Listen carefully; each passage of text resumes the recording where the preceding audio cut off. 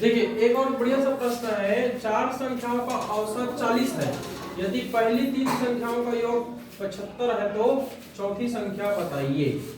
देखिए भाई ये एक बहुत मजेदार प्रश्न है।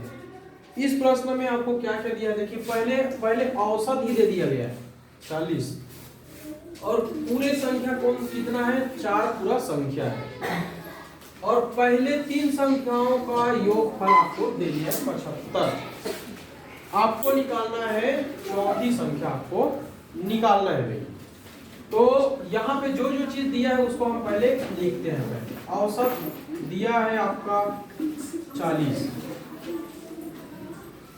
तीन संख्याओं का योग, तीन संख्याओं का योग यहाँ पे दिया है 75, है ना। तीन संख्याओं का योग दिया 75। आपको निकालना है चौथी संख्या।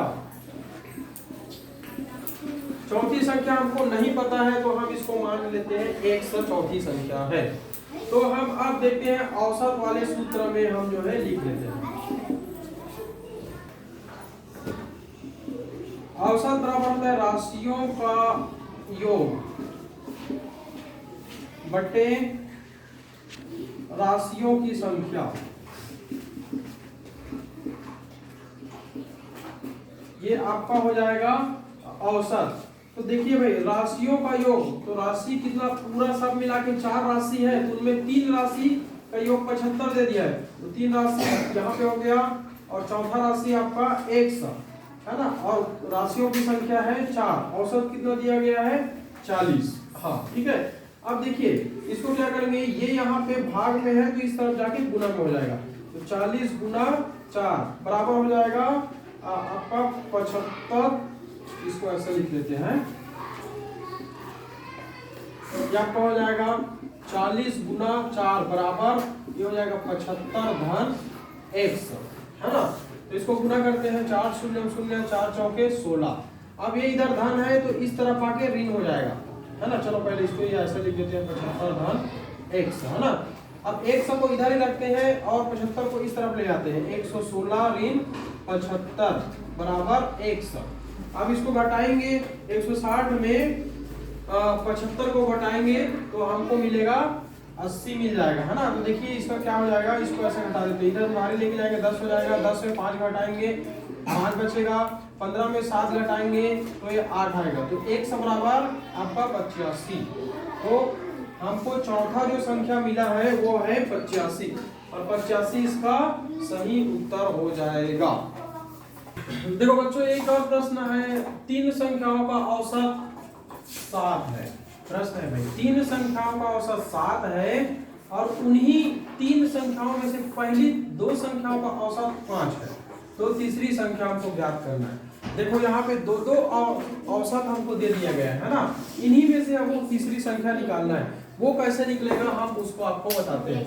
तो सबसे पहले हम जो है यहाँ पे एक भी संख्या नहीं दिया गया है तो हम पहले संख्या को मान लेते हैं। संख्या कौन कौन सा है ना।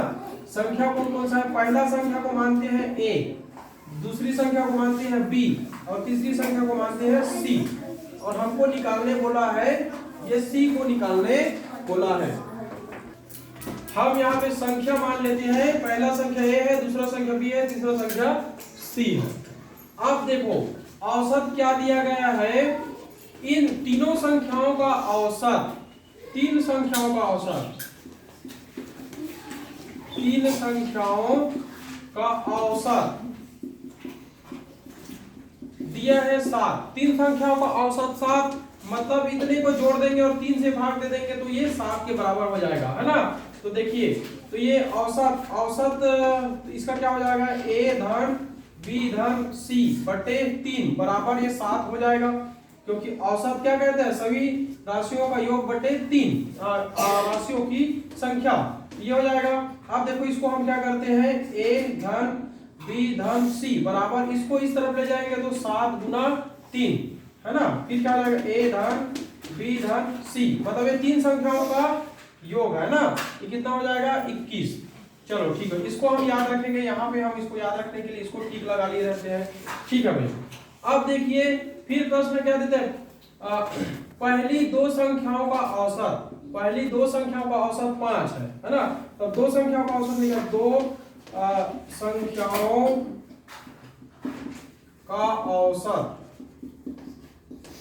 कितना दिया है 5।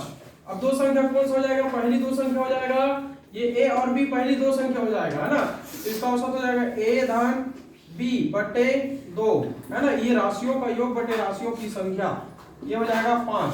अब इधर भाग में इस तरफ जाके गुना हो जाएगा, तो a धन b बराबर ये हो जाएगा 5 दूनी 10 है ना, ये 5 दूनी हो जाएगा 10। अब इसको भी हम देख लेते हैं। अब देखिए ये पहली दो संख्या बराबर दिया है, ए बी बराबर दिया है 10, तो इस ए बी को हम इसमें रख देते हैं, इस ए बी के जगह पे इस ए बी को हम यहाँ पे रख देते हैं। तो इसको जब हम पुनः लिखेंगे, इसको यहाँ पे ला के जब हम लिखेंगे तो कैसे लिखाएगा वो, ए धन बी धन सी बराबर 21, इसको हम यहाँ पे लिखे हैं। अभी इस बी के जगह पे है ना, इस वाले ए बी के जगह पे हम लिख देते हैं 10, तो ये हो जाएगा 10 धन सी बराबर 21। अब ये 10 इधर धन में इस तरफ जाके ऋण हो जाएगा, तो सी को यहीं पे रखो, 21 में 10 को घटा देंगे तो सी बराबर हो जाएगा 21 में 10 घटाएंगे तो 11। तो इसका सही आंसर आपको मिल जाएगा 11। तो इसका तीसरा जो संख्या हो जाएगा 11। तो यहाँ पे ऑप्शन नंबर 3 में दिया है 11, तो इसका सही आंसर 11 हो जाएगा।